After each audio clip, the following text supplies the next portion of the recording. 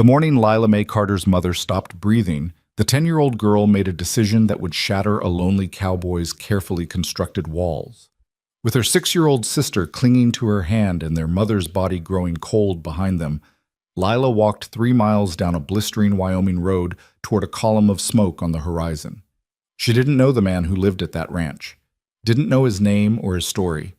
But when Ethan Holt opened his door to find 2 starving, dust-covered girls whispering, "We have nowhere to go," he faced a choice that would cost him everything he'd built to protect himself from feeling again. If you're watching from anywhere in the world, drop your city in the comments below. I want to see how far this story travels, and if it moves you, hit that like button. Now, let me tell you about the day 2 lost girls found a man who'd forgotten how to be found. The sun hadn't yet cleared the eastern ridge when Lila Mae Carter realized her mother wasn't going to wake up. She'd known it was coming, had seen it in the way Mama's breathing had turned shallow 3 days ago, in the way her skin had taken on that gray pallor, in the way her eyes had stopped focusing on anything real. But knowing and accepting were 2 different creatures entirely, and as Lila stood beside the narrow bed in their one-room cabin, she felt the weight of the world settle onto shoulders that had already been carrying far too much. "Mama?" Daisy's voice was small behind her, still thick with sleep. "Is Mama sleeping?" Lila turned to find her sister sitting up on their shared pallet, the torn rag doll clutched against her chest. At 6 years old, Daisy still believed in things like tomorrow and safety, and mothers who didn't leave. The morning light filtering through the cabin's single window caught the gold in her hair, the same shade as their mother's had been before the sickness had dulled it. Lila's throat closed around the truth. She was 10 years old, and the only adult left in the world who'd cared whether she lived or died was lying still and silent under a threadbare quilt. "She's at rest now, Daisy." "But she'll wake up for breakfast, won't she?"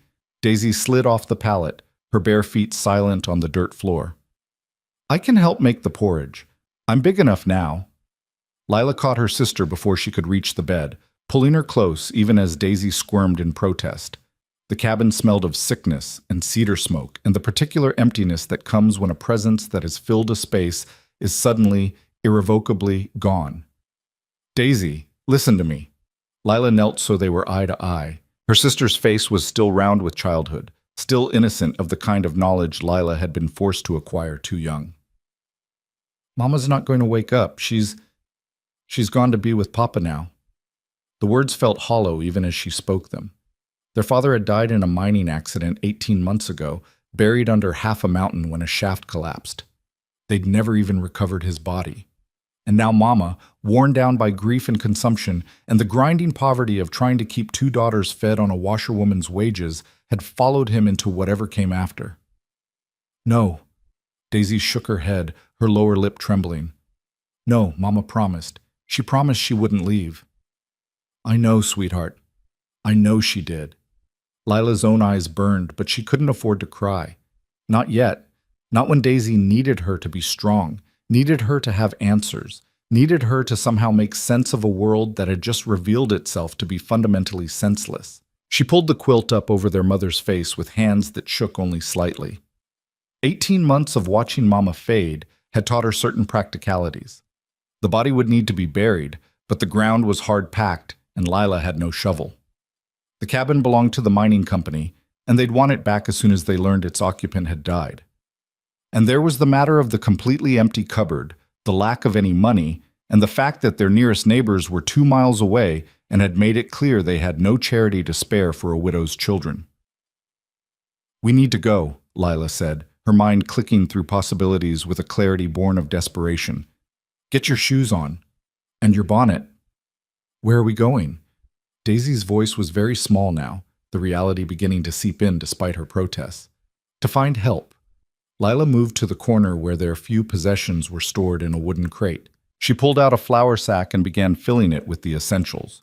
Their mother's worn journal of remedies and recipes, a tintype of their parents on their wedding day, Daisy's doll, a shawl that still smelled faintly of the lavender soap Mama had made. Her own hand stilled on a small bundle wrapped in cloth. Her mother's wedding ring and the silver locket that had belonged to their grandmother. She added them to the sack. "But who's going to help us?" Daisy had found her shoes, battered leather things that were too small but would have to do. Mr. Henderson said we were a burden, and Mrs. Patterson said Mama should have thought about us before she got sick. The casual cruelty of neighbors who'd turned away a dying woman and her children made something hot and hard form in Lila's chest. She straightened, slinging the sack over her shoulder. "We don't need them," she said, with more confidence than she felt. "I saw smoke yesterday, from the ridge. Someone's got a fire going to the west, which means they've got a house. Maybe they've got a heart, too." It was thin hope, but it was all she had. The morning was already heating up when they stepped out of the cabin for the last time. Lila looked back once at the structure that had been their home, at the single window with its oilcloth covering, at the door that was already hanging slightly crooked on its hinges. Somewhere inside, her mother lay in the bed where she'd brought both her daughters into the world, where she'd told them stories on cold nights, where she'd coughed her lungs bloody while trying not to wake them. "Goodbye, Mama," Daisy whispered, and Lila felt her own throat close. "Goodbye," she echoed, and then she took her sister's hand and turned toward the west. The road, such as it was little more than a track worn into the hard Wyoming earth by wagon wheels and livestock. It wound between sage-covered hills under a sky so blue it hurt to look at, and with each step, the sun climbed higher and the heat pressed down harder. Lila had thought to bring the water skin, at least, though it was less than half full. She rationed it carefully, allowing Daisy small sips whenever her sister's steps began to drag. They'd been walking for perhaps an hour when Daisy stumbled. "I'm tired," she said, and there were tears tracking through the dust on her cheeks. "My feet hurt. Can we rest?" Lila wanted to say yes, wanted to find shade and let Daisy sleep, and pretend that when they woke up, everything would be different. But the smoke she'd seen had been miles away, and they had no food, no shelter, and no reason to believe anyone would come looking for them. Their mother's death wouldn't be discovered for days, maybe weeks. And by then, "Just a little further," Lila said, though she had no idea if it was true. "See that rise ahead? Once we get over that, we'll be able to see how much closer we are." It was a lie, but it got Daisy moving again. The sun was directly overhead when they finally crested a long slope and saw it. A ranch house in the distance, smoke rising from its chimney in a steady column. It was larger than Lila had expected, a two-story structure built of timber and stone, with a barn and several outbuildings scattered around it. Fences marked off pastures where cattle grazed, and she could see the glint of water from what must be a creek or spring. "Look," she breathed, and felt something like hope flicker in her chest. "Someone lives there. Someone with enough to spare for a fire in summer. Do you think they'll be nice?" Daisy's hand tightened in hers. Lila didn't answer. She didn't know. But they were out of options and almost out of water, and the road behind them led only back to a dead woman and an empty cabin. "Come on," she said, and started down the slope. The ranch looked better maintained the closer they got. The fences were mended, the barn door hung straight, and the house itself had glass windows, real glass, not oilcloth or hide. Whoever lived here had money, or at least more than the mining families Lila had grown up around. That might mean generosity. It might mean closed doors and suspicion. She'd find out soon enough. They were perhaps 50 yards from the house when a man emerged from the barn. He was tall, lean in the way of men who worked hard and ate sparse, with dark hair that needed cutting and a face that might have been handsome if it hadn't been set in such hard lines. He wore work clothes, denim pants, a faded blue shirt, boots worn at the heels, and he moved with the careful economy of someone who'd learned to conserve energy. He saw them immediately, stopped, stared. Lila felt her courage waver. They must look like something out of a nightmare. Two dusty, ragged girls appearing out of nowhere in the middle of nowhere, with hollowed eyes and bare legs, and desperation written in every line of their bodies. "Please," she called out, her voice cracking. "Please, we need help." The man didn't move for a long moment. Then, slowly, he started toward them. As he got closer, Lila could see his face more clearly. He was maybe 30, maybe older, hard to tell with men who worked outside. His eyes were a peculiar shade of gray-green, like sage after rain, and they held something that made her chest tighten. Not anger, not suspicion, recognition. As if he'd seen ghosts before and knew exactly what they looked like. What happened? His voice was rough, like he didn't use it much. Where are your folks? They're gone. The words came out flat, and Lila hated how final they sounded. Mama died this morning. Papa died last year. We walked here because we saw your smoke, and we have nowhere else to go. Beside her, Daisy made a small sound and pressed closer. The man's face didn't change, but something shifted in his eyes. He looked at them, really looked, taking in Daisy's two small shoes and Lila's flour sack bundle, and the way they both swayed slightly on their feet from exhaustion and hunger and grief too big for their small bodies. You walked from where? He asked. The mining camp, east of here. Lila's vision was starting to blur at the edges. When had she last eaten? Yesterday morning, maybe. And Daisy had only had half of that. 3 miles, I think, maybe 4. In this heat, without adequate water. It wasn't a question. The man's jaw tightened. Then he seemed to come to some decision. Come inside, both of you. He turned and started toward the house without waiting to see if they'd follow. Lila and Daisy exchanged a glance, then hurried after him. The interior of the house was blessedly cool after the blazing sun. Lila had a confused impression of solid furniture, clean floors, windows that let in light but kept out heat. The man led them to a kitchen that was larger than the entire cabin she'd grown up in, with a pump sink and an actual stove and a table that could seat 6. Sit, he said, gesturing to the chairs. I'll get water. Lila sank into a chair that felt like luxury after days of sitting on dirt floors and walking on hard roads. Daisy climbed into the one beside her, her eyes wide as she took in their surroundings. The man worked the pump, filling 2 tin cups with water that ran clear and cold. He set them on the table, then turned to the stove where a pot of something was simmering. When did you last eat? He asked, his back to them. Yesterday, Lila admitted. Morning. His shoulders tensed, but he didn't comment. He ladled what looked like stew into 2 bowls, added spoons, and set them in front of the girls along with thick slices of bread that must have been fresh that morning. Eat slow, he said. Your stomachs aren't going to like it if you rush. Lila wanted to devour it, wanted to shove food into her mouth until the gnawing emptiness in her belly was filled, but she forced herself to follow his instruction. Beside her, Daisy did the same, though tears were streaming down her face as she ate, the kind of crying that came from relief and exhaustion, and too many feelings to name. The man leaned against the counter and watched them with those sage green eyes that seemed to see more than Lila wanted them to. What's your name? He asked after a moment. Lila Mae Carter. This is my sister Daisy. She swallowed a mouthful of stew, venison, potatoes, carrots, seasoned with salt and something herbal. It was the best thing she'd ever tasted. What's yours? Ethan Holt. He paused. This is my ranch. I run cattle, mostly, some horses. Do you live here alone? The question was out before Lila could stop it, and she immediately regretted it. Too personal, too intrusive. But Ethan didn't seem offended. Yes. One word, but it carried weight. Lila looked around the kitchen again, noting details she'd missed before. The shelf with 2 cups. No, 3, but one was smaller, child-sized. The embroidered cloth covering the bread basket. The jar of wildflowers on the windowsill, wilted now but placed there by someone who'd cared about such things. You didn't always, she said quietly. Ethan's face closed like a door slamming shut. No. Eat your food. Lila bit her lip but obeyed. Whatever story lay behind that child-sized cup and those dead flowers, Ethan Holt wasn't ready to share it.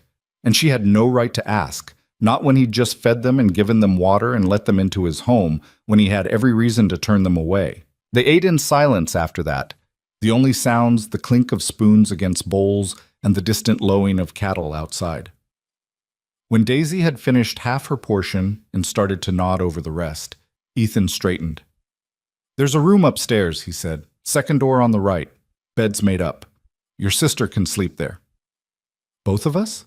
Lila asked. Both of you. He moved to the sink, began pumping water to wash the pot.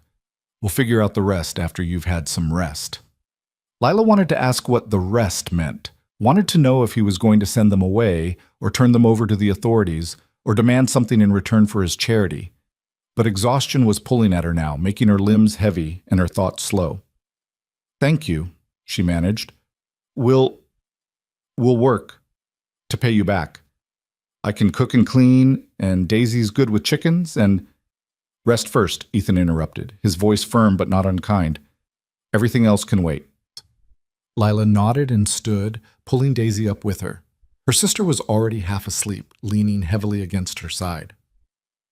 They made their way to the stairs, Lila's hand on the railing to steady them both.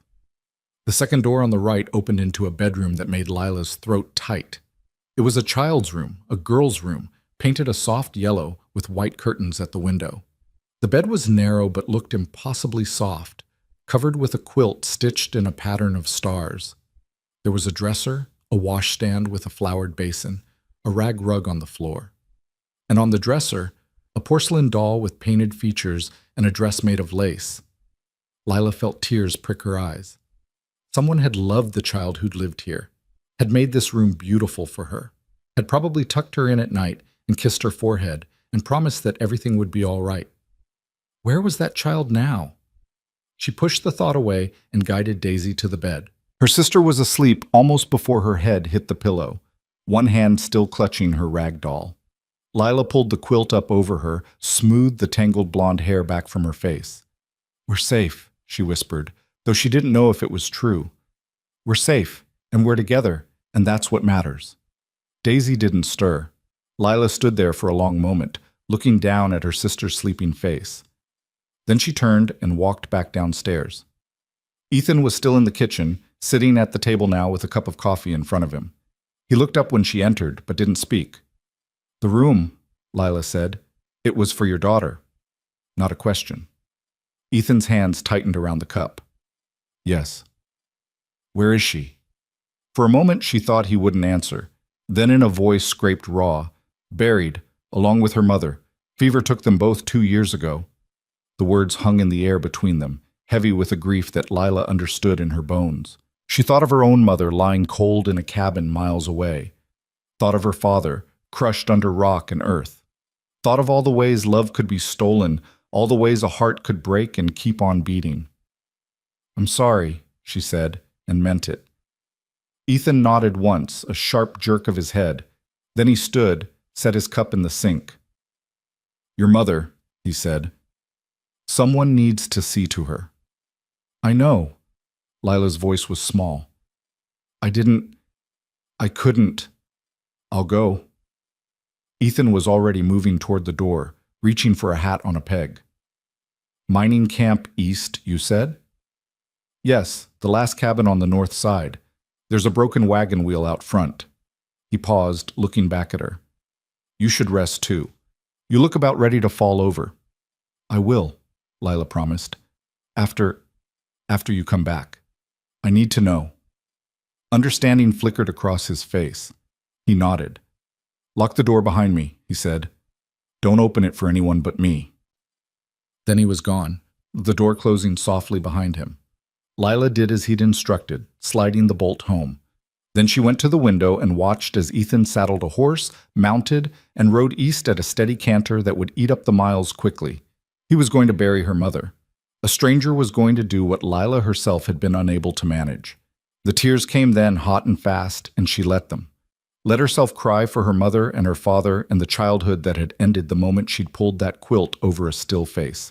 Let herself cry for Daisy, who'd lost everyone, and for Ethan Holt, who'd lost his whole family and somehow still had room in his broken heart to help 2 orphaned girls.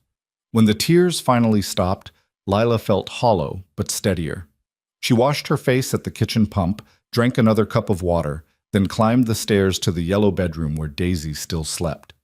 She lay down beside her sister on top of the quilt, careful not to wake her. Through the window, she could see the sun beginning its descent toward the western horizon, painting the sky in shades of gold and amber. This wasn't their home. This couldn't last.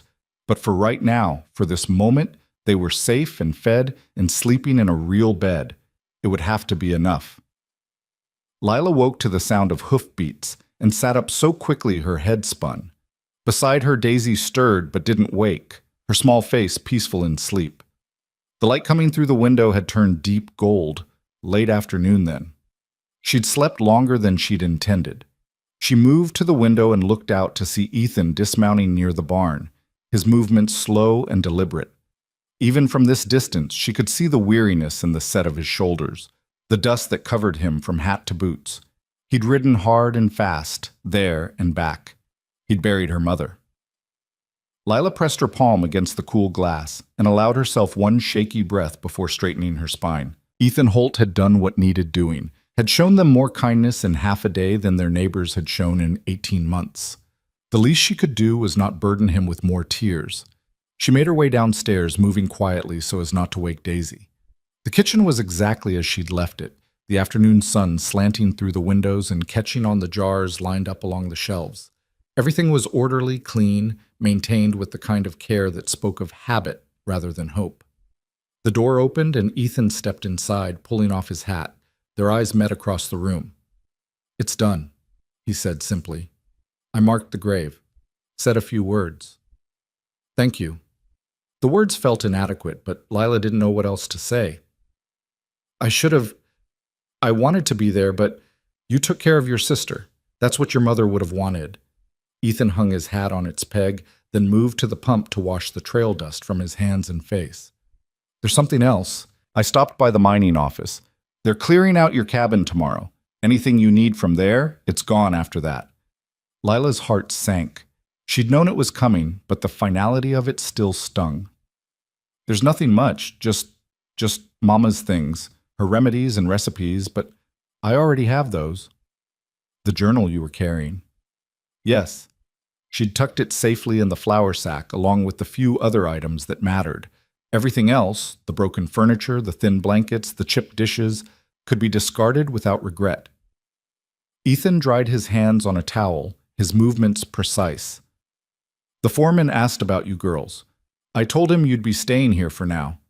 The floor seemed to shift under Lila's feet. "Here? But we can't. We're not your responsibility." "You are now." His voice was flat, matter-of-fact. "You showed up at my door half dead from heat and hunger.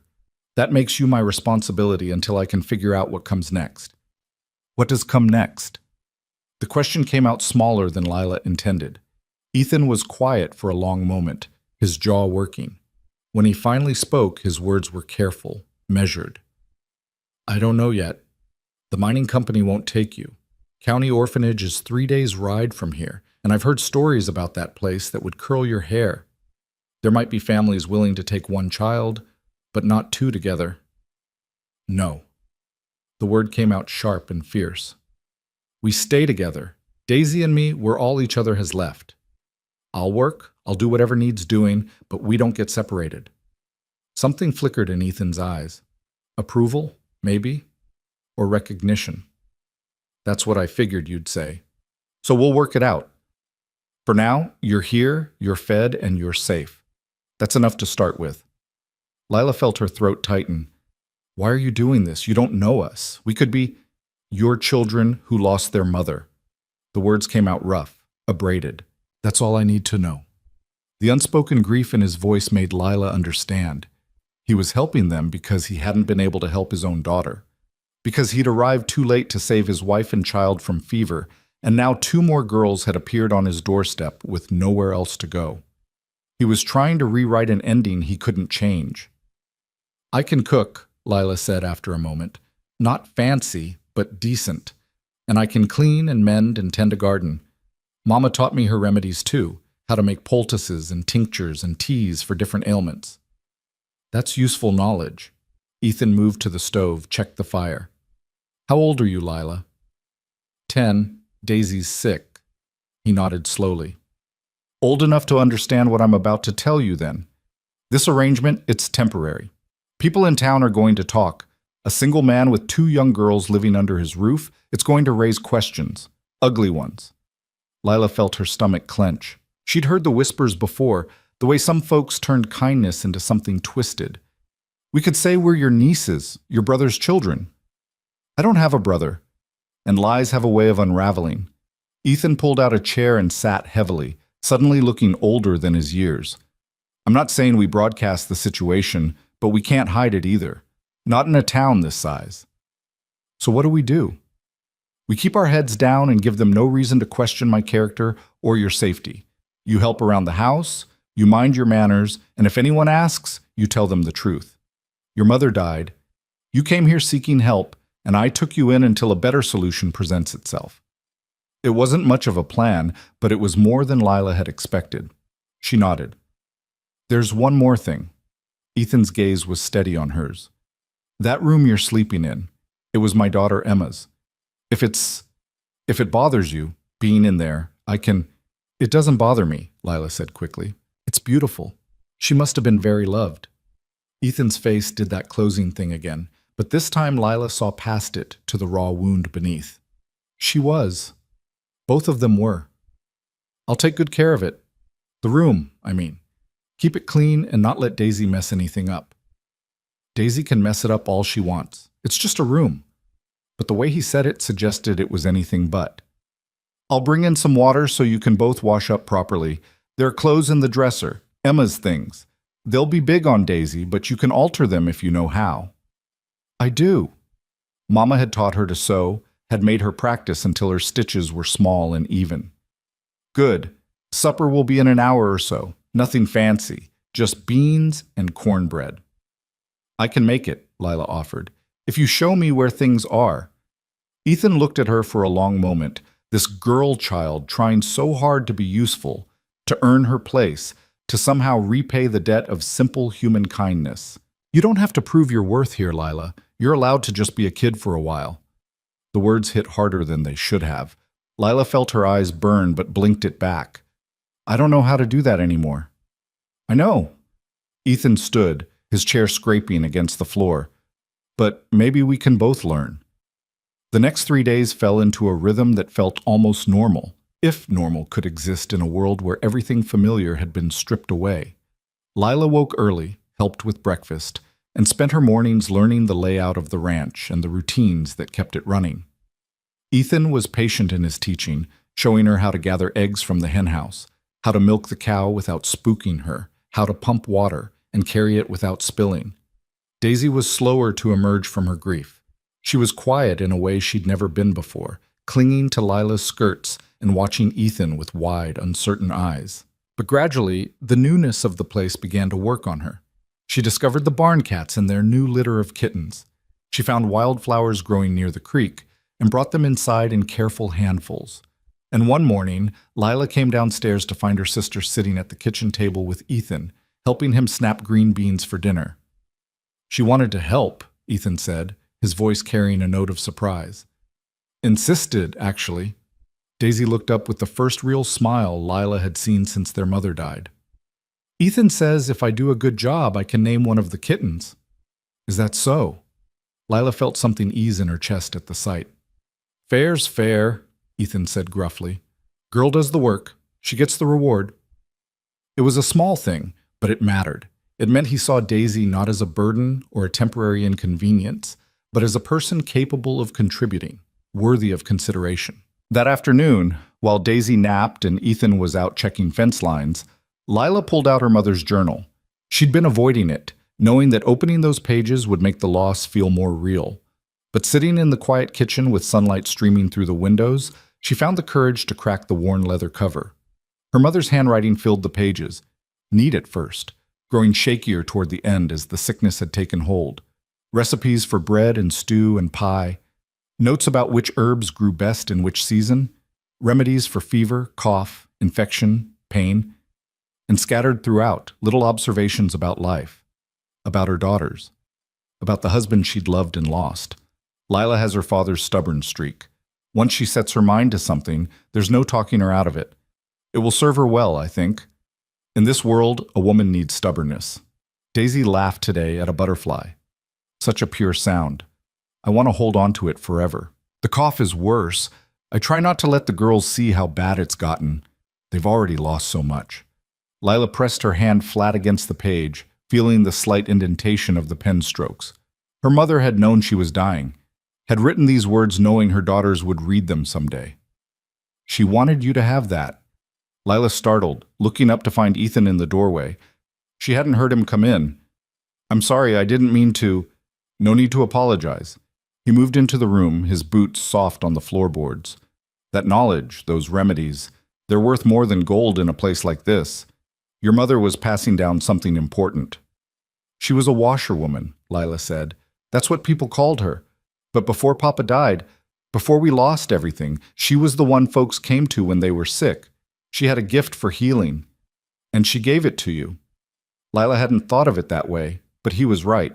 Every page of this journal was a gift, a piece of her mother that would live on through her hands. I want to use it, she said. I want to help people the way she did. Ethan nodded slowly. Then you will. But first you need to learn it properly. Study those remedies, practice them. Make sure you understand not just what to do, but why. Healing's not something to take lightly. Mama always said that too. Lila closed the journal carefully. She said every remedy could help or harm depending on how it was used. She was a wise woman. Ethan paused, then added, There's a woman in town, Clara Whitmore, runs the general store. She knows herbs and remedies too. Might be willing to teach you some things your mother's journal doesn't cover. You think she'd do that? For me? Won't know unless we ask. He moved to the stove, checking the fire. I need to go into town tomorrow for supplies. You and Daisy can come along, meet some folks. Might make things easier if people see you're real children, not some scandalous secret I'm hiding out here. The prospect of going into town made Lila's stomach flutter nervously. What if they ask questions about us, I mean? Then we answer them honestly. Your mother died, you came here, I took you in. It's not complicated. But it was complicated, Lila thought. Everything about their situation was complicated. Still, Ethan was right. Hiding would only make things worse. All right, she said. We'll go. The next morning dawned clear and hot, the kind of day where the sun felt like a physical weight pressing down from a cloudless sky. Lila dressed Daisy in one of Emma's old dresses, carefully altered to fit her smaller frame, and tried to tame her sister's wild blonde curls into something resembling braids. She herself wore a dress that had been her mother's, let out at the seams and hemmed to proper length. Ethan hitched the wagon and loaded empty crates for the supplies they'd be bringing back. He'd shaved that morning and put on a clean shirt, and Lila realized with a start that he was making an effort, presenting them all as respectable, prepared for scrutiny. The ride into town took the better part of an hour, the wagon wheels creaking over ruts in the road while dust rose in pale clouds behind them.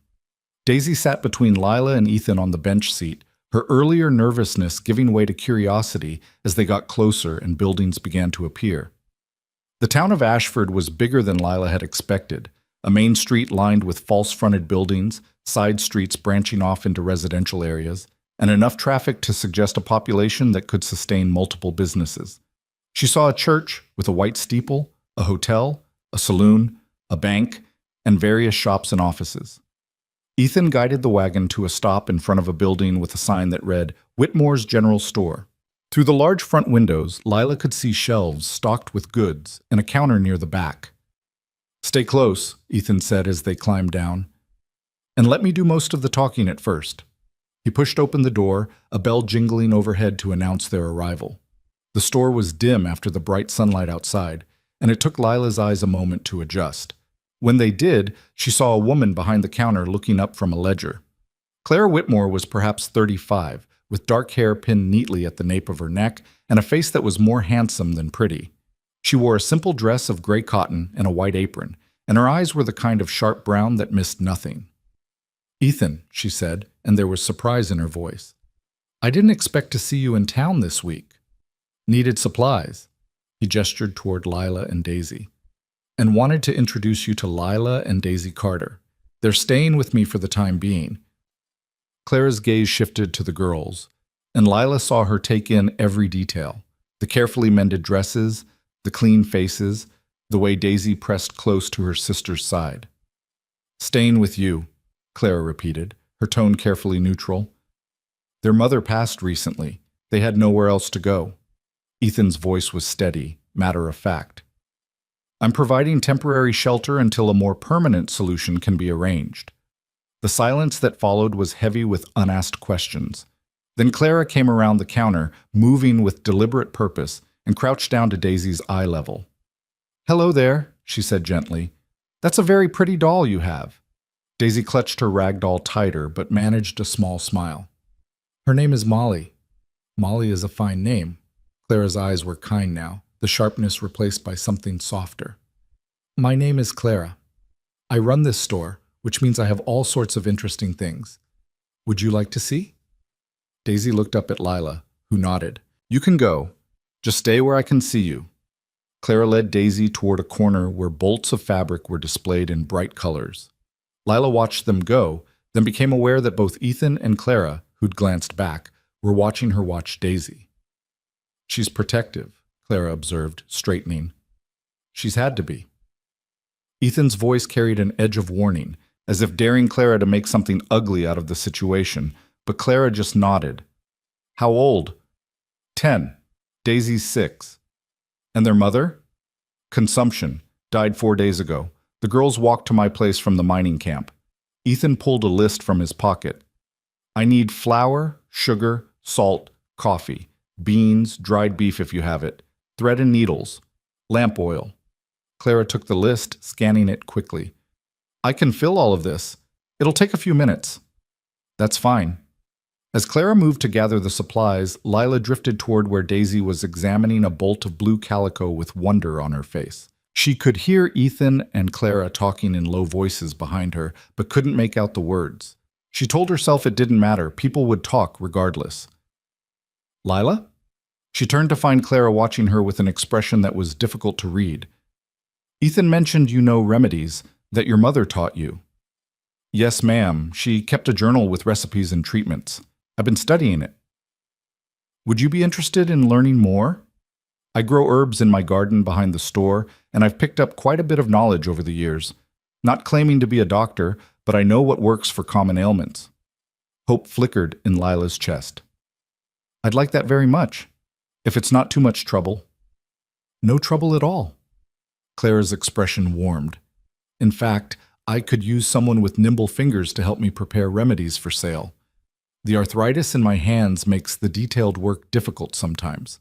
If you were willing to learn and help, I could pay you a small wage. Lila's eyes widened. You'd pay me? For learning? I'd pay you for the work. The learning would be a bonus for both of us. Clara glanced at Ethan, who was watching this exchange with something like relief on his face. Say, Saturday mornings to start? You could bring Daisy. I have picture books she could look at while we work. Yes, thank you.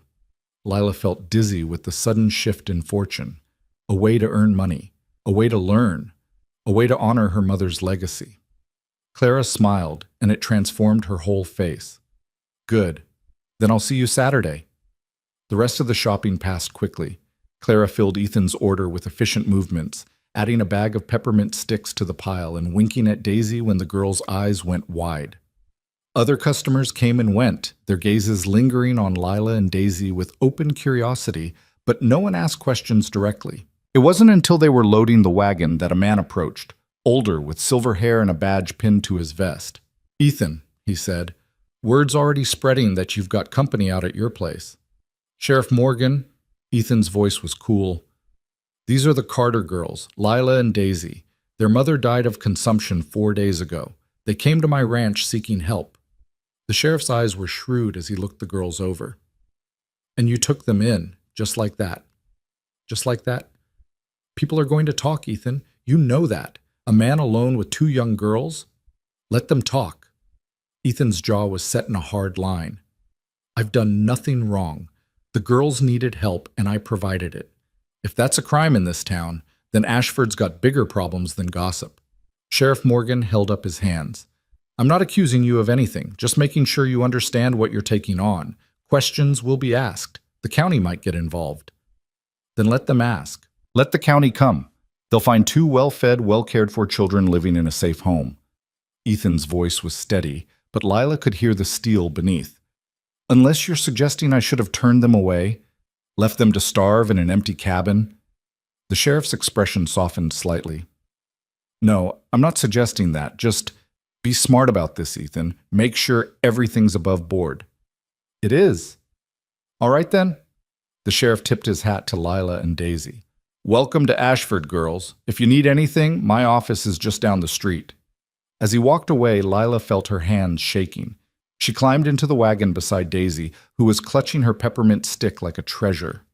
Ethan didn't speak until they were out of town, the buildings falling away behind them.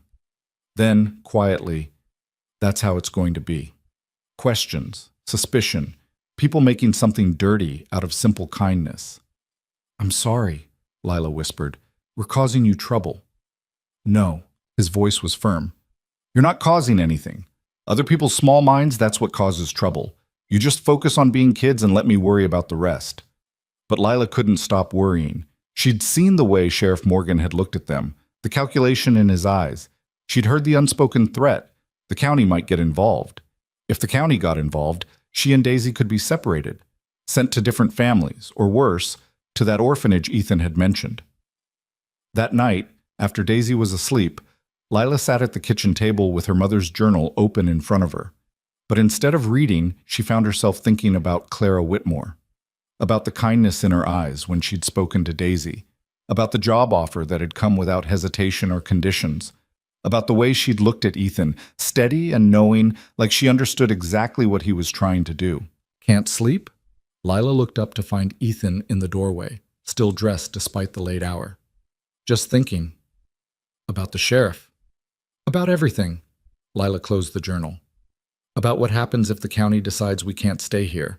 About where Daisy and I would end up." Ethan pulled out a chair and sat down across from her. In the lamplight, his face looked older, worn by too many losses.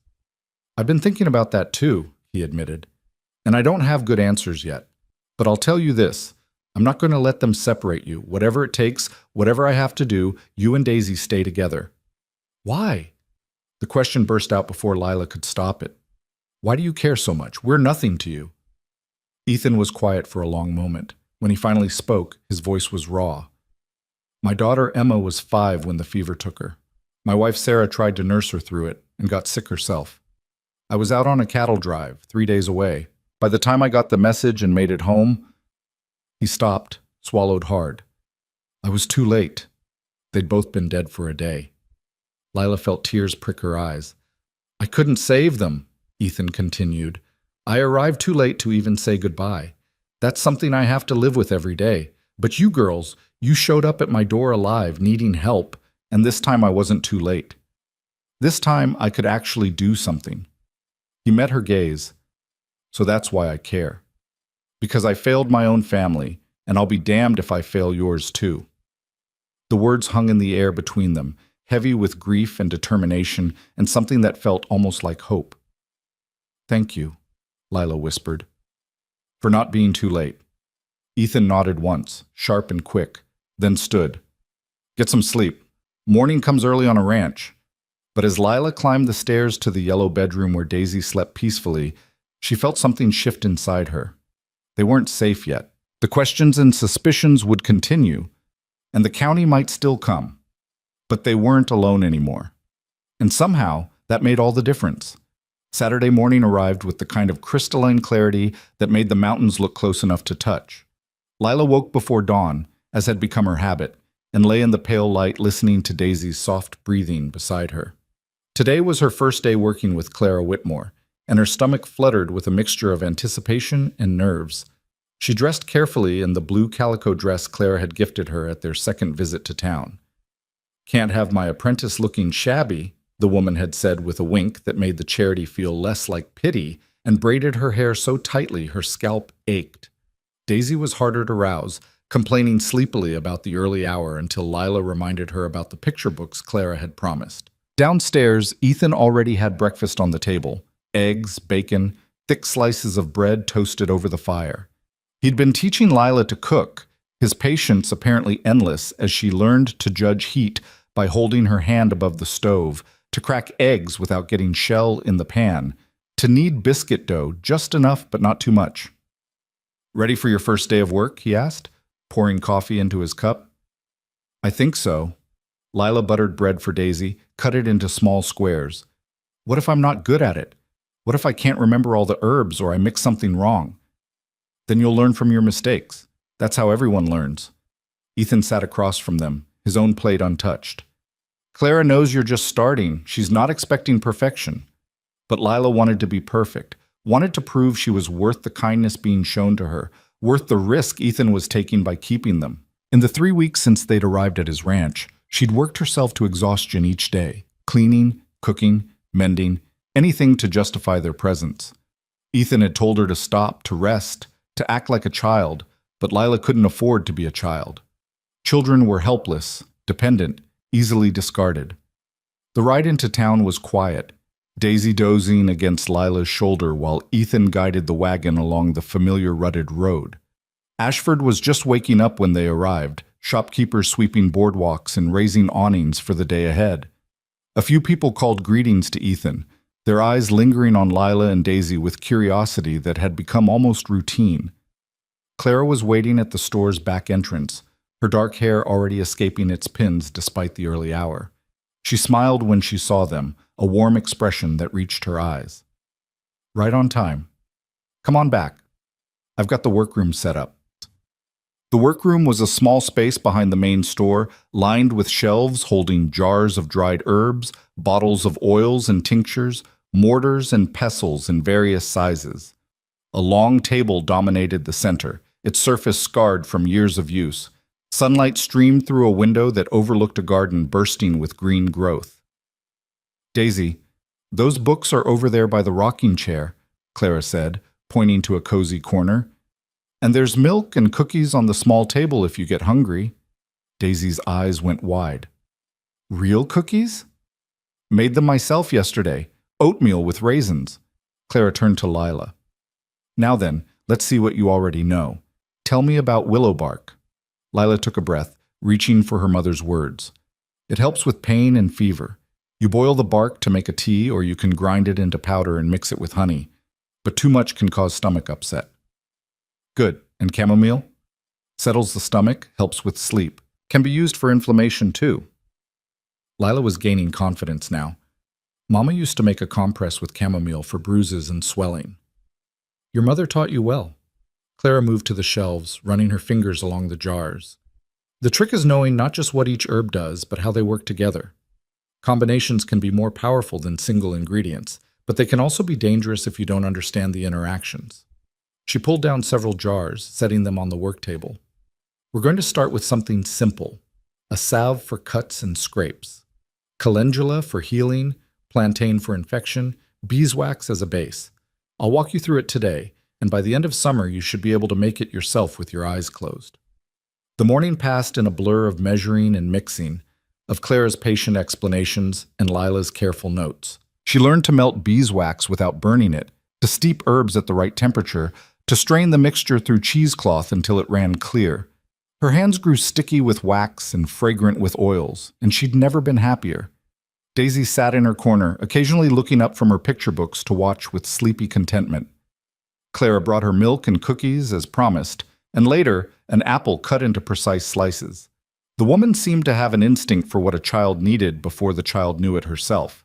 It wasn't until they were cleaning up, washing mortars and pestles in a basin of hot water, that Clara spoke about anything beyond herbs and remedies. How are things at the ranch, really? Lila kept her eyes on the pestles she was scrubbing. Fine. Good. Ethan's been very kind. I'm sure he has, but I'm asking about you, about how you're managing. Clara's voice was gentle but persistent. You've lost your mother, your home, everything familiar. That's not something you just get over. The pestle blurred in Lila's vision. I don't have time to not be over it. Daisy needs me. And Ethan, he's doing so much for us. I can't be ungrateful by being sad. Oh, honey. Clara set down the jar she'd been drying and turned to Lila fully. Grief isn't ingratitude. It's love with nowhere to go. Your mother would want you to feel it, not bury it. If I start feeling it, I won't be able to stop. The words came out choked. And then who'll take care of Daisy? Who'll make sure we don't get separated? Clara's hand was warm on Lila's shoulder. You're 10 years old. You shouldn't have to carry all this alone. But I do. There's no one else. That's not true anymore. Clara squeezed gently. You have Ethan, and you have me now, if you'll let yourself.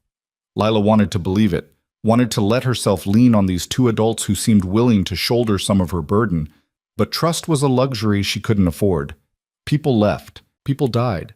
The only person she could truly count on was herself.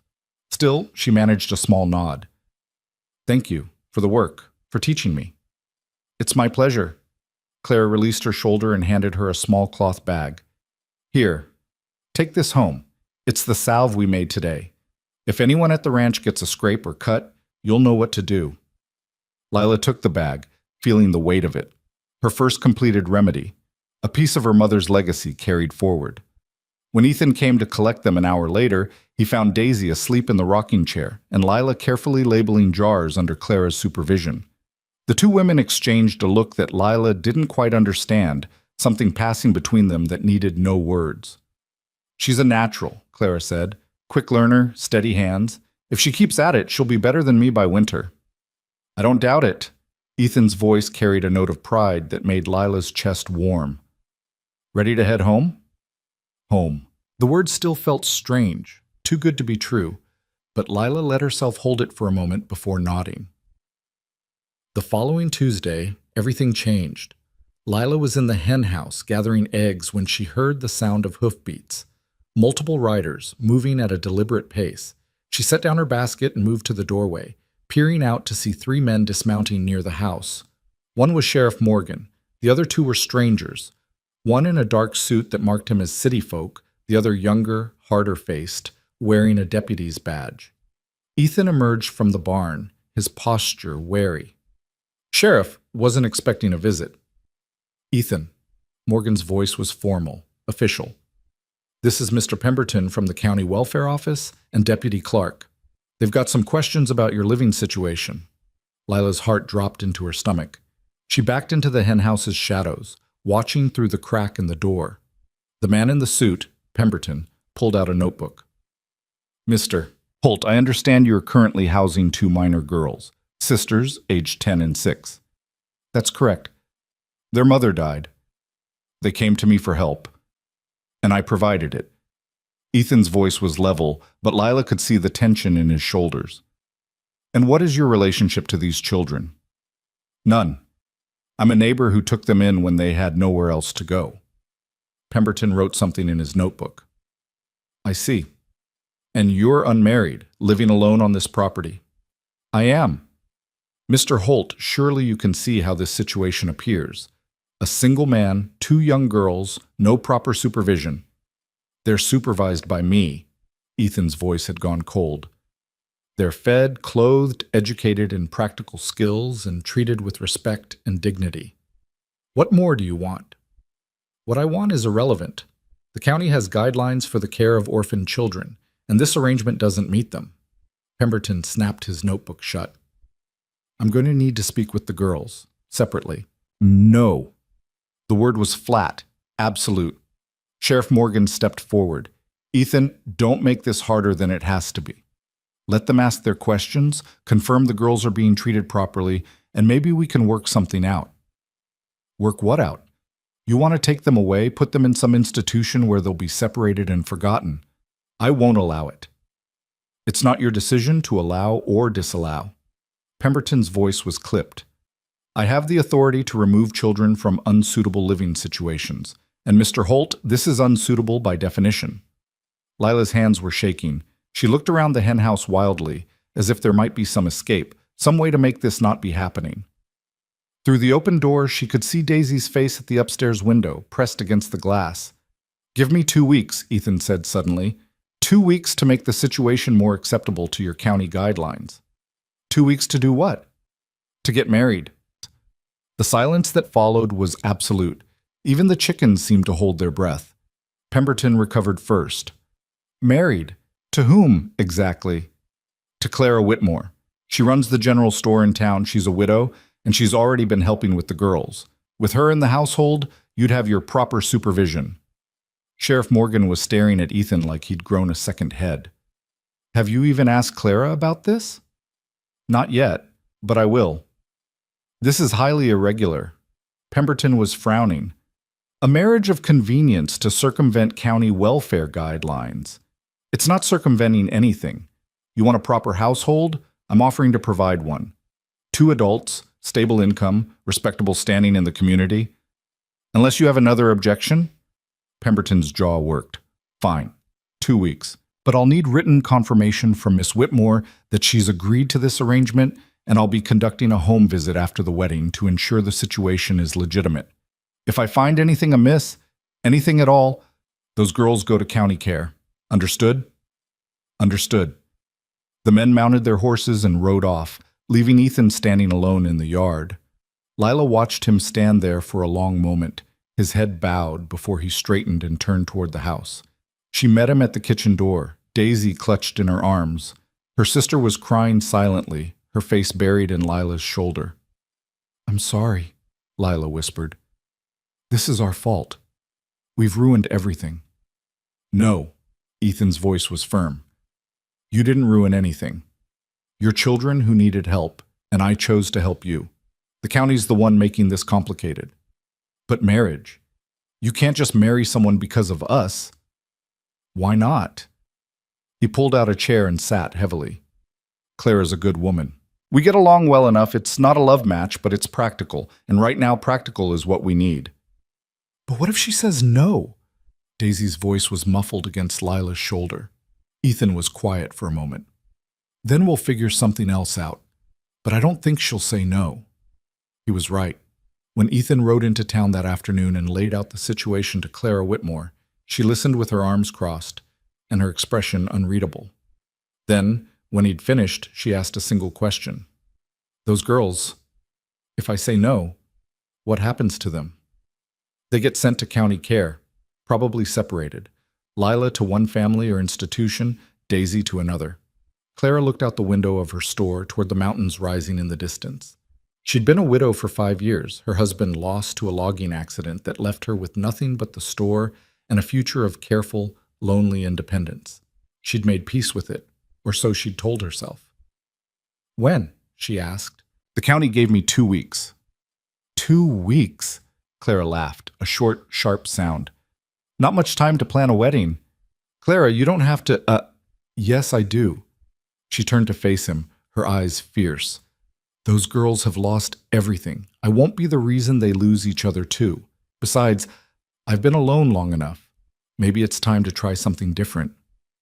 "This isn't a real marriage. It's an arrangement to satisfy the county." "I know what it is, Ethan. I'm not some girl with romantic notions." Claire's voice was steady. "But I'm also not fool enough to think that's all it has to be. We're both practical people. We both care about those children. That's more than some marriages start with." Ethan studied her for a long moment. "You deserve better than this." "Maybe, but maybe this is exactly what I need." She held out her hand. 2 weeks from Saturday. Small ceremony, just what's necessary. And Ethan, we do this, we do it right. I won't have people saying those girls are living in some sham household. He shook her hand, her grip firm and sure. Agreed. The next 2 weeks passed in a blur of preparation. Clara closed the store for 2 days to sew a simple but elegant dress in dove gray. Lila helped, her stitches small and even as she hemmed the skirt and attached lace to the cuffs. Daisy picked wildflowers from the meadow and tied them into bouquets with ribbon Clara provided. Ethan cleaned the house from top to bottom, making space in the bedroom he'd occupied alone for 2 years, moving his things to make room for Clara's. He was quiet through it all, his face unreadable, and Lila worried that she'd forced him into something he'd regret. But when she tried to apologize again, he cut her off. "Stop. This isn't something being done to me, Lila. It's something I'm choosing. Clara's choosing it too. We're both adults making a decision we think is right." "But you don't love her." "I don't know her well enough to love her yet. But I respect her, I trust her, and I think we can build something good together. That's enough to start with." The wedding took place on a Saturday morning in the small church at the edge of town. The guest list was minimal. Sheriff Morgan and his wife, the preacher, Lila, and Daisy. Clara wore her gray dress and carried Daisy's wildflowers. Ethan wore his Sunday suit, the one he'd been married in the first time, and if his hand shook slightly when he placed the simple gold band on Clara's finger, no one mentioned it. "I now pronounce you husband and wife." The words were plain, unremarkable, but they carried the weight of transformation. Clara was no longer just Clara Whitmore, shopkeeper and widow. She was Clara Holt, wife and guardian, and Ethan, who'd spent 2 years in isolation mourning what he'd lost, was no longer alone. They sealed it with a brief, chaste kiss, and Daisy clapped her hands with delight. The week after the wedding, Mr. Pemberton returned for his inspection. He walked through the house with narrowed eyes, checking the girls' room, examining the kitchen, questioning Clara about her intentions, and Ethan about his plans. "The children sleep where?" he asked. "Upstairs, second bedroom." It was my daughter's room. Ethan's voice was steady. "They're comfortable there." "And you and Mrs. Holt?" "Share the master bedroom, as married couples do." Clara's voice was cool. "Was there something improper you were expecting to find, Mr. Pemberton?" He had the grace to look uncomfortable. "No, ma'am, just ensuring everything is as represented." "It is. Those girls are safe, cared for, and loved. Is there anything else you need?" Pemberton closed his notebook. "For now, this arrangement appears satisfactory. However, the county will continue to monitor the situation. If circumstances change, they won't." Ethan stepped forward, his presence suddenly imposing. "This is their home now, legally, morally, and in every way that matters. Unless you have legitimate cause for concern, I expect this to be your last visit." The two men stared at each other, and for a moment Lila thought Pemberton might push back, but then he nodded curtly and made for the door. "I'll file my report with the county. Good day to you both." When he was gone, Clara sagged against the kitchen counter, her carefully maintained composure cracking. That was terrifying. "You did well." Ethan touched her shoulder briefly. "Thank you for all of this. We're in this together now." Clara straightened, managed a shaky smile. "For better or worse, as they say." From the doorway, Lila watched them, these two strangers who'd become family through sheer force of will and determination to do right by two orphaned girls. They weren't in love, didn't pretend to be. But there was something solid between them, something that felt like it might grow into more given time. That night, as Lila lay in bed with Daisy warm beside her, she heard the low murmur of conversation from downstairs. Clara and Ethan talking in the quiet way of people learning each other's rhythms. She couldn't make out the words, but the tone was gentle, careful. "Lila?" Daisy's whisper was soft. "Is Miss Clara going to stay forever?" "She's Mrs. Holt now, and yes, I think she is." "Good." Daisy snuggled closer. "I like her. She smells like cinnamon, and she knows good stories." "Me too, Days. Me too." But even as she said it, even as relief washed over her that they were safe for now, Lila couldn't shake the feeling that this fragile peace was too good to last. In her experience, good things had a way of being snatched away just when you'd started to believe in them. She was right to worry. 2 weeks later, a man rode up to the ranch on a fine bay horse, dressed in clothes too expensive for honest work. He dismounted with the confidence of someone used to getting his way and knocked on the door with 3 sharp raps. Clara answered, wiping flour from her hands. "Can I help you?" "I'm looking for 2 girls, Lila and Daisy Carter. I have reason to believe they're residing here." Something in his tone made Clara's spine stiffen. "And you are?" "Victor Carter, their uncle." His smile didn't reach his eyes. "I've come to take my nieces home." Clara didn't step back from the doorway, didn't invite him in. Instead, she crossed her arms and met Victor Carter's eyes with the kind of steady gaze that had served her well in business dealings with men who thought a widow would be easy to manipulate. "Their uncle," she repeated. "Funny. Those girls have been here nearly 2 months, and this is the first we're hearing of any uncle." Victor's smile tightened. "I've been out of state, working a claim in Colorado. Only just heard about my sister's passing. Tragic business, truly tragic." His eyes moved past Clara, scanning the interior of the house. "Where are they? I'd like to see my nieces." "They're not available at the moment." Clara's voice remained pleasant, but there was steel underneath. "And even if they were, I'd need more than your word that you're who you claim to be. Anyone can ride up and say they're family." "I have papers." Victor reached into his coat, pulled out a folded document. "Birth records showing Lila and Daisy as daughters of my late brother Thomas Carter. That makes me their legal guardian by blood right." Clara took the papers but didn't look at them. "You'll need to speak with my husband about this. He's the one who took the girls in initially." "Your husband?" Victor's eyes narrowed. "And who might that be?" "Ethan Holt. He owns this ranch." Clara turned her head slightly, calling over her shoulder. Ethan, we have a visitor. Ethan emerged from the back of the house, taking in the stranger on his doorstep with one swift, assessing glance. Whatever he saw there made his jaw tighten. Mr. Holt, Victor extended his hand. Victor Carter, I believe you're sheltering my nieces. Ethan ignored the offered hand. So you claim. What do you want? What any uncle would want, to care for his brother's children, to give them a proper home with their own blood. Victor dropped his hand, his expression turning sorrowful. I know you meant well, taking them in like you did. Charitable of you, but they belong with family now. They are with family. Ethan's voice was flat. They've been here for 2 months. They're settled, safe, cared for. I have legal guardianship pending, approved by the county. Pending being the key word. Victor's smile returned. No judge is going to choose strangers over blood when a willing relative steps forward. Those girls are Carters. They belong with a Carter. From upstairs, Lila pressed herself against the wall beside the window, her heart hammering so hard she thought it might crack her ribs. She'd been reading when she'd heard the knock, when she'd heard that voice, a voice she remembered from early childhood, from before her father died, from visits that had always left her mother tight-lipped and anxious. Uncle Victor. The brother her father had cut ties with years ago, the one her mother had warned her about in the journal. Lila? Daisy appeared in the doorway, her doll clutched tight. Who's that man? Why does he sound angry? Shh. Lila put her finger to her lips. Stay quiet and stay up here.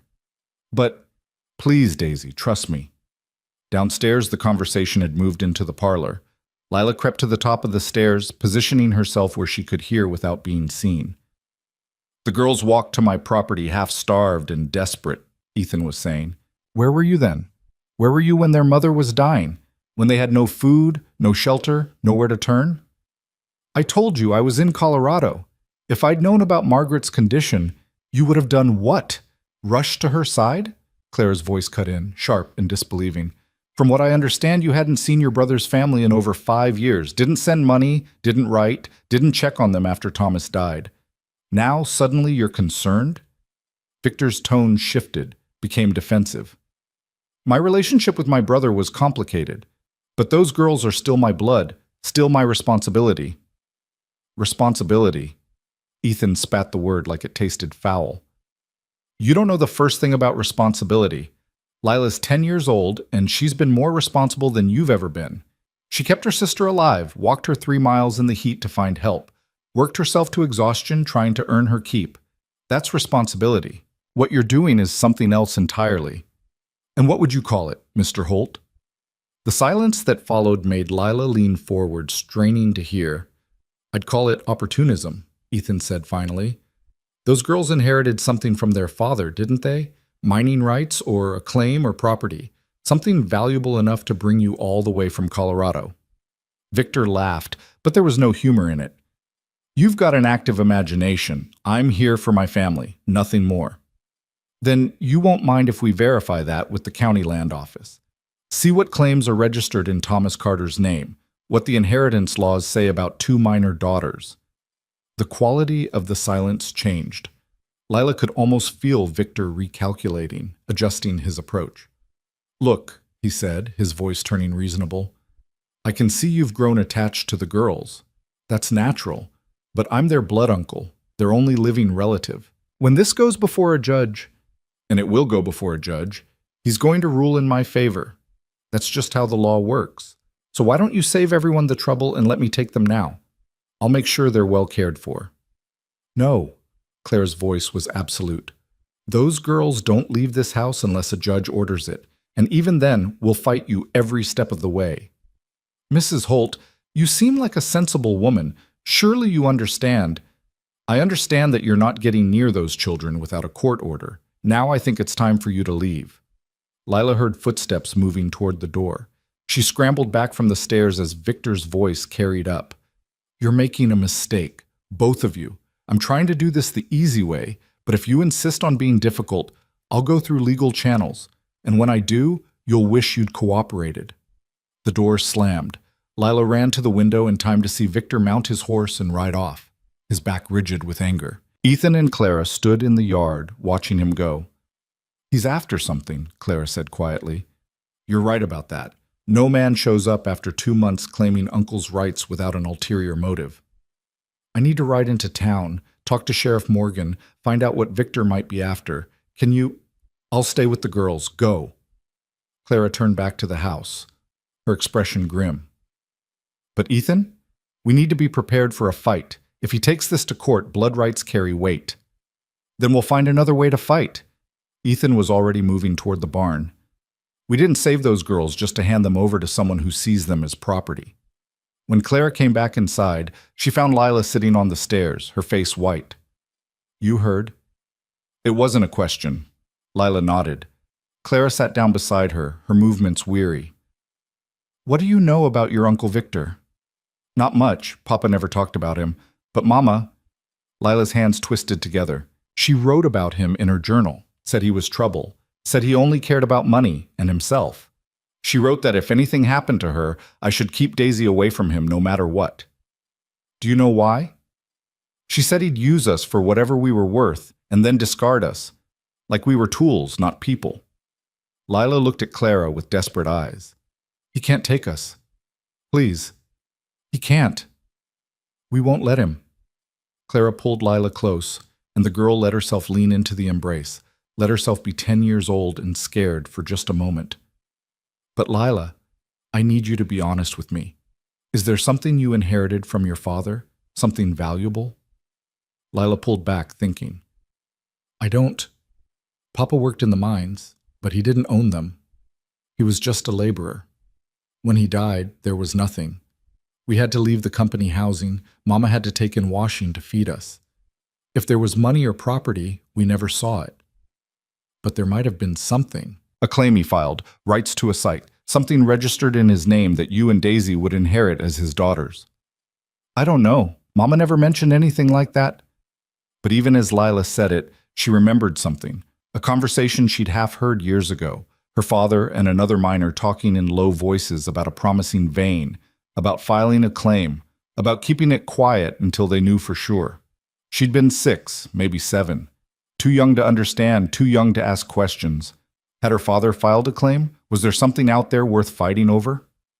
Ethan returned 2 hours later with Sheriff Morgan and a thin man in spectacles who introduced himself as James Sullivan, the county clerk.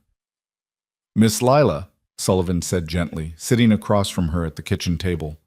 I need to ask you some questions about your father. Can you tell me his full name? Thomas Michael Carter. And he worked at which mining operation? The Copper Ridge mine, until it collapsed. That's how he died. Sullivan made notes in a leather-bound book. The Copper Ridge operation. That's interesting, very interesting indeed. He looked up at Ethan. 3 months before the collapse, Thomas Carter filed a claim on a section of land adjacent to the main mine. Independent claim, not part of the company operation. He never developed it, died before he could. But the claim is still registered, still valid. What's it worth? Clara asked. That's hard to say without proper surveying, but given its location and the mineral content in the area, Sullivan paused. Could be considerable, enough that certain individuals might be very interested in obtaining rights to it. By obtaining rights, you mean taking custody of Thomas Carter's daughters? Ethan's voice was grim. Legally, as the girl's guardian, their uncle would have control of any inherited property until they come of age. He could develop the claim, sell it, do whatever he wished with it. The girls themselves wouldn't see a penny until they turned 18, if then. Lila felt sick. So he doesn't want us. He wants what we inherited. I'm afraid that appears to be the case, yes. Sullivan closed his book. However, there's a complication. Mr. Victor Carter filed for custody this afternoon. The hearing is scheduled for next Tuesday. That's 4 days away, Clara said sharply. Surely we can postpone, give us time to prepare. He requested an expedited hearing on the grounds that the girls are living with strangers and should be with family as quickly as possible. Judge Patterson agreed. Sullivan looked apologetic. I'm sorry. I know this isn't much time. After the men left, the house fell into a tense silence. Daisy had been sent upstairs, spared the details of what was happening, but Lila sat with Ethan and Clara at the kitchen table as the sun set outside the windows. We need evidence, Ethan said finally. Proof that Victor isn't fit to be their guardian, that he's after the money, not the girls. How do we prove intent? Clara rubbed her temples. We all know it, but knowing and proving are different things. Mama's journal, Lila said suddenly. She wrote about Victor, about warning Papa to stay away from him, about not trusting him. Would that help? Ethan and Clara exchanged glances. It might, Ethan said, if we can show a pattern of behavior, of your mother's concerns about his character. Can you find the specific passages? I can try. Lila stood, then hesitated. What if it's not enough? What if the judge doesn't care what Mama wrote? Then we'll find another way. Clara's voice was fierce. But we're not giving up without a fight. Lila spent that evening and the next day going through her mother's journal, page by page, marking passages with strips of cloth. There weren't many references to Victor. Her mother had clearly tried not to think about him, but what was there painted a damning picture? Thomas's brother came by today asking for money again. I told him Thomas wasn't home. Victor has that look in his eyes, the one that says he sees people as things to be used. I don't want him near my girls. Victor wrote asking about Thomas's mining work. Wants to know if he struck anything valuable. I didn't write back. That man would sell his own mother if the price was right. Thomas finally told Victor to stay away, said he was tired of being seen as nothing but a source of money and opportunities. Victor's response was ugly. Threatened to contest Thomas's claim to the land if he didn't cut him in. Thomas told him to try it. I'm glad my husband has a backbone, but I worry what Victor might do if he gets desperate. The final entry was dated 2 weeks before her mother's death, written in handwriting so shaky Lila could barely read it. If anything happens to me, someone needs to know. Victor must not get his hands on the girls or the claim. He's already written twice asking about my plans for Lila and Daisy. Plans. Like their property to be distributed. Promise me, whoever reads this, keep them away from him. He'll use them and discard them and never think twice about the damage he causes. Lila traced her mother's words with one finger, feeling the weight of that promise. Her mother had known Victor would come, had tried to protect them even from beyond the grave. The days before the hearing blurred together in a haze of preparation. Ethan hired a lawyer, a sharp-eyed woman named Martha Hayes who'd handled property disputes and had a reputation for not backing down from fights. Clara gathered character witnesses, shopkeepers who'd seen how well Lila and Daisy were cared for, neighbors who could attest to the Holtz character, even the preacher who'd married them. And Lila practiced. Martha Hayes sat with her at the kitchen table and walked her through what would happen in court, what kinds of questions she might be asked, how to speak clearly and calmly, even if she was scared. The judge may ask you directly about your uncle, Martha said, about whether you want to live with him. What will you say? The truth. That I don't know him. That Mama warned me about him. That Daisy and I want to stay here. Lila's voice was steady, but her hands shook in her lap. Good. Truth is our strongest weapon, but Lila, you need to be prepared. The judge might not listen. He might decide that blood trumps everything else. If that happens, we'll appeal. Ethan spoke from the doorway. We'll take it to a higher court if we have to, whatever it takes. Martha nodded approvingly. That's the spirit, but let's hope it doesn't come to that. Tuesday morning arrived cold and gray, clouds hanging low over the mountains like a held breath. Lila dressed in her best dress, the blue calico Clara had given her, carefully pressed and mended. Daisy wore yellow, her hair in neat braids tied with ribbon. They looked like children who were loved, who were cared for. Lila hoped it would be enough. The courthouse in Ashford was a square brick building that seemed designed to intimidate. Inside, the courtroom was paneled in dark wood with high windows that let in thin light. Rows of benches faced the judge's elevated desk, and the whole space smelled of old paper and stale air. Victor was already there with his own lawyer, a barrel-chested man named Graves, who looked like he'd rather be anywhere else. Victor himself was dressed in a fine suit, his hair slicked back, his expression appropriately solemn. He looked like a concerned uncle, looked like someone who cared. Lila hated him on sight. Judge Patterson was an older man with white hair and a face carved into permanent severity. He called the court to order and listened as both lawyers presented their opening statements. Graves spoke about blood rights, about the importance of family, about how two orphaned girls belonged with their last living relative. Martha Hayes countered with facts: the girls' well-being, their integration into the Holt household, the stable home they'd found. Then Victor took the stand. He spoke eloquently about his grief at losing his brother, his regret at not being there for his sister-in-law in her final days. He talked about family bonds and duty and how he'd traveled all this way to make things right. "I understand the Holts have been kind to my nieces," he said, his voice heavy with false sincerity. "And I'm grateful for that. But kindness doesn't replace blood. Those girls are Carters. They should be raised by a Carter, taught their family history, given their rightful inheritance." "And what inheritance would that be, Mr. Carter?" Martha Hayes stood, her voice sharp. Victor blinked. "I'm sorry?" "You mentioned their rightful inheritance. What specifically are you referring to?" "Just whatever their father left them. Personal effects, family mementos.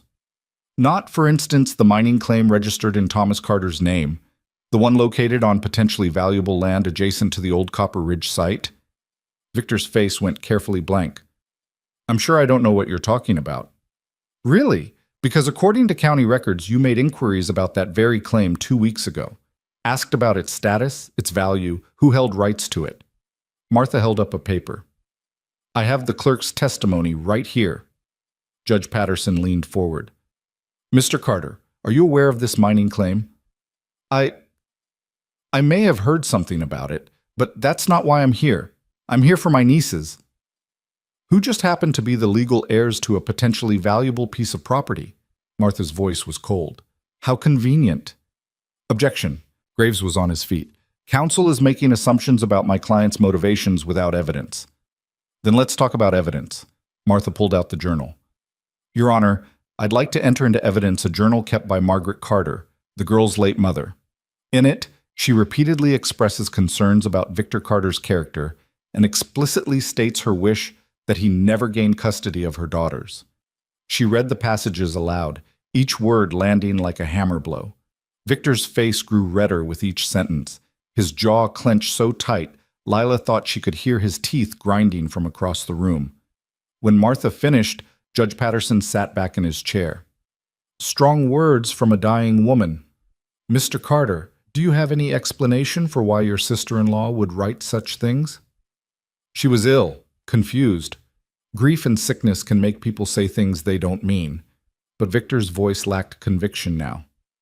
"The court will take a brief recess. When we return, I want to hear from the girls themselves." Judge Patterson stood. 15 minutes? The recess felt like hours. Lila sat on a bench in the hallway with Clara's arm around her, Daisy pressed tight against her other side. Ethan paced, his boots echoing on the marble floor. Martha Hayes reviewed her notes with quick, efficient movements. "You're doing well," she told Lila. "Just a little longer. Can you hold on?" Lila nodded, though her stomach was churning. She was about to testify, about to stand in front of a judge in a room full of strangers and tell them why she deserved to stay with Ethan and Clara, why blood shouldn't matter more than love. When they returned to the courtroom, Judge Patterson called Lila to the stand. She walked up on shaking legs, placed her hand on the Bible, and swore to tell the truth. The judge's voice was gentler than she'd expected.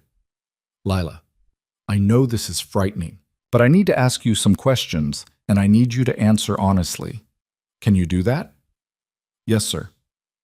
"How long have you been living with the Holts?" "Almost 3 months, sir." "And during that time, have they treated you well?" "Yes, sir. Very well. They've fed us and clothed us and taught us, and—" her voice wavered. "They've made us feel safe, like we matter." "I see." The judge made a note. "What about your uncle? Do you remember him?" "A little, from when I was younger, but Papa told him to stay away and we never saw him after that." "Why do you think your father did that?" Lila took a breath. "Because Uncle Victor only cared about money, about what he could get from people. Mama wrote about it in her journal. She said he saw people as things to be used." "Those are serious accusations from a young girl." "They're not accusations, sir. They're the truth." Lila met the judge's eyes. "My mother was dying when she wrote those warnings. Why would she lie? What would she gain by making up stories about her own brother-in-law? She wanted us safe. That's all. She wanted us away from someone who'd hurt us. Judge Patterson was quiet for a long moment. And what about the mining claim? Did you know about it before all this? No, sir. If Mama knew, she never told me. We didn't have any money, never had anything valuable. If there was a claim, it didn't help us when we were starving. But it might help your uncle if he had custody of you. Yes, sir. I think that's why he's really here. Victor's lawyer objected, but the judge waved him off.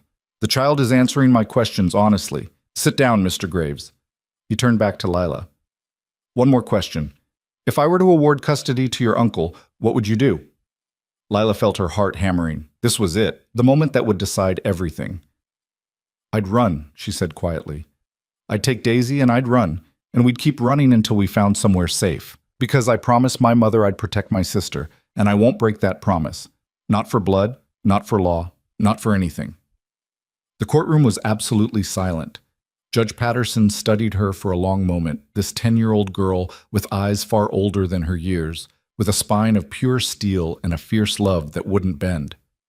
You can step down, he said finally. Daisy testified next, though her answers were simpler, delivered in a small voice that nonetheless carried certainty.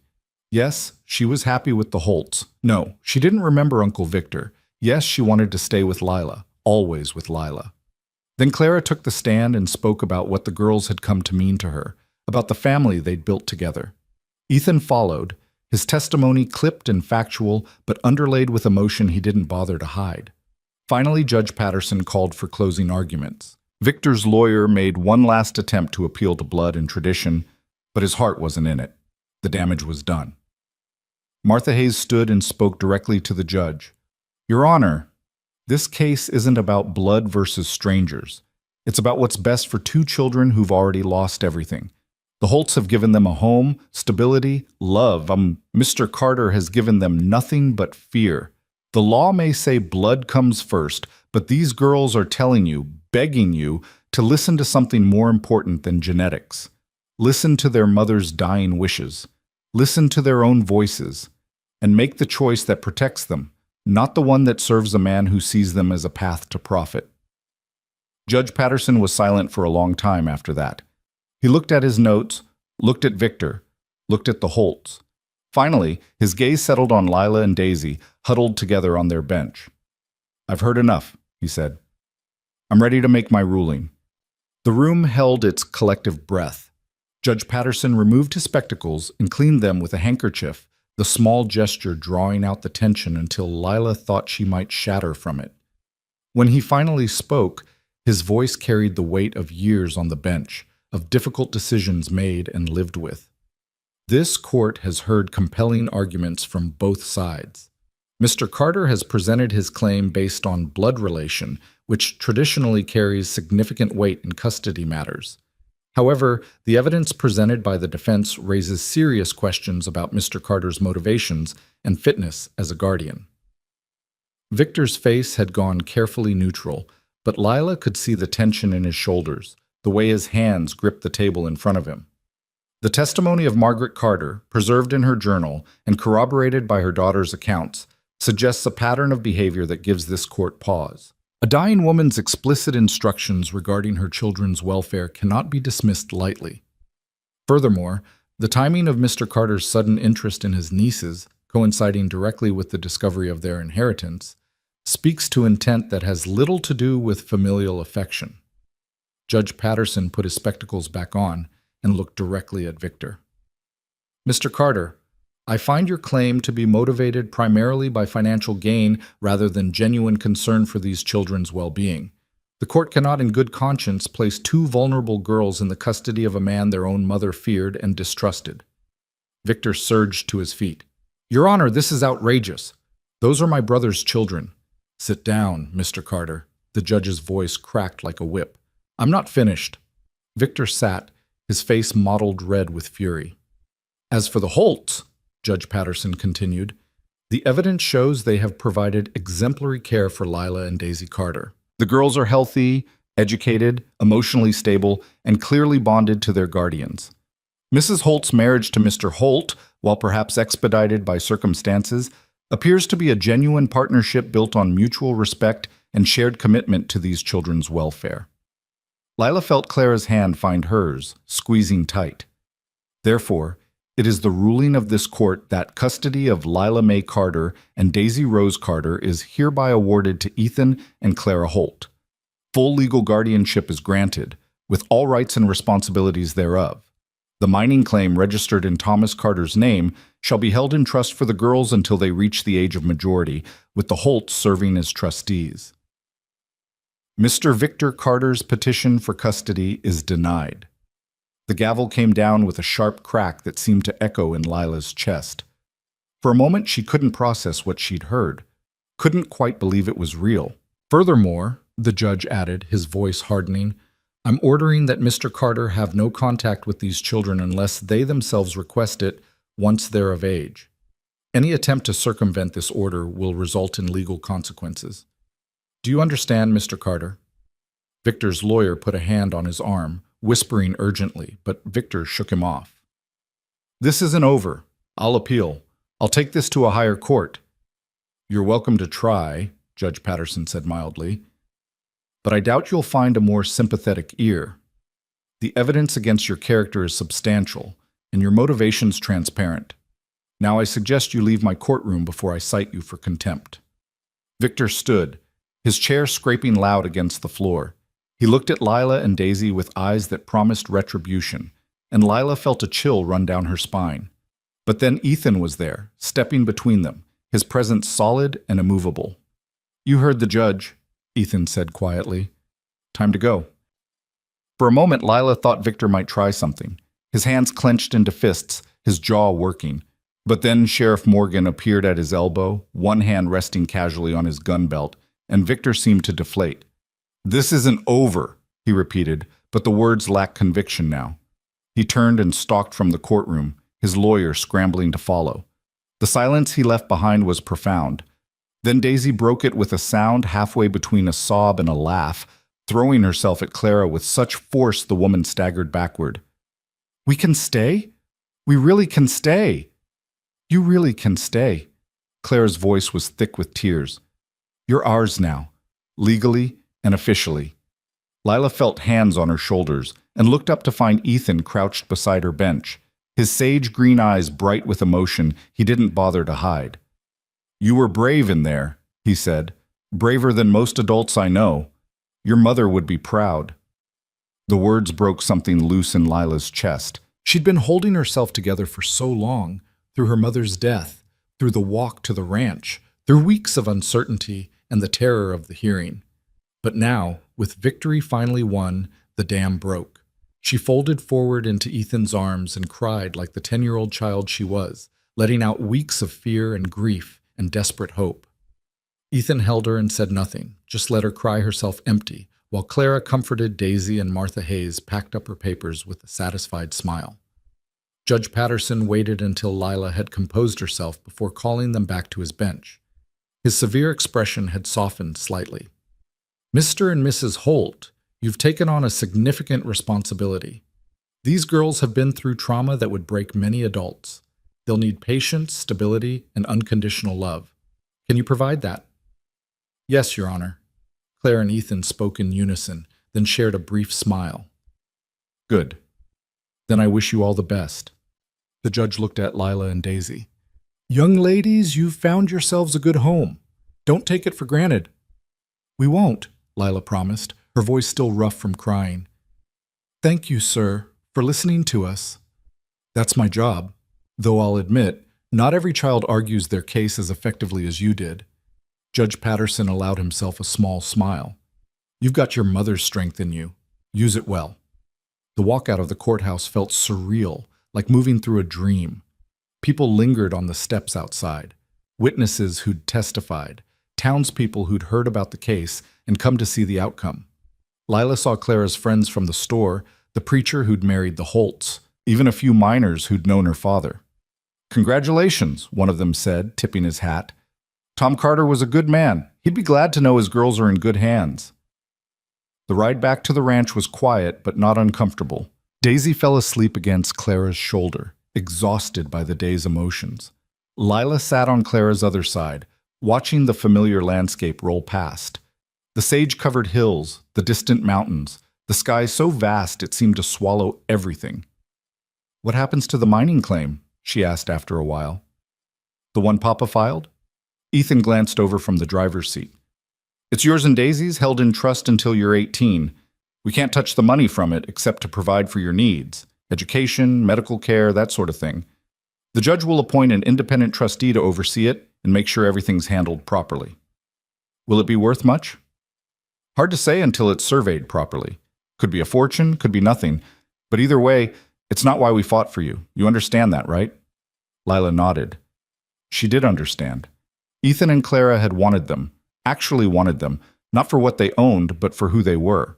What if Uncle Victor tries to come back anyway? The fear hadn't quite left her yet. What if he doesn't listen to the judge? "Then he'll deal with me."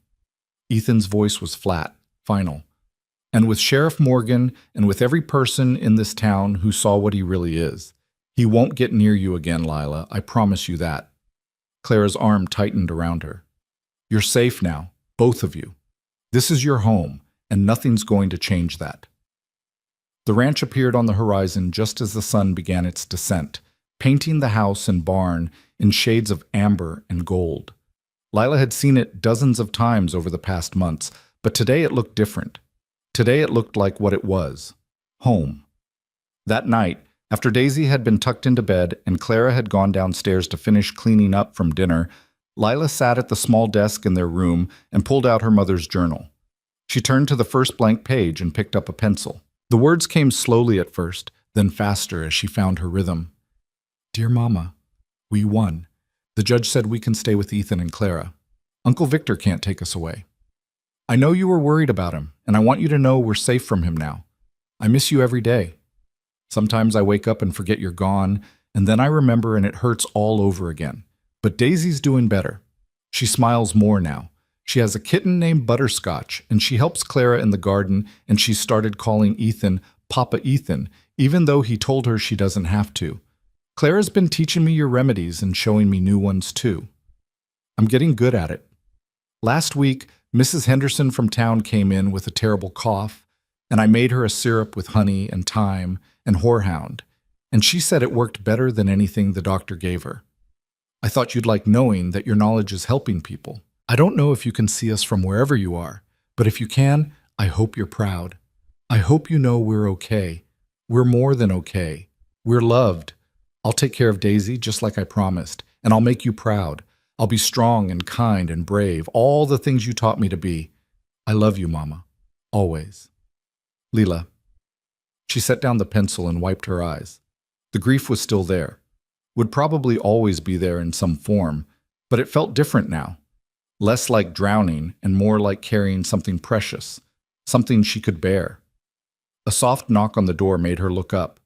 Clara stood in the doorway, her hair down and her expression gentle. Thought you might like some tea before bed. Chamomile with honey. Thank you. Lila took the cup, inhaling the familiar scent. Clara, can I ask you something? Of course. Why did you say yes? To marrying Ethan, I mean. You could have said no. Let us go to the county. Kept your life the way it was.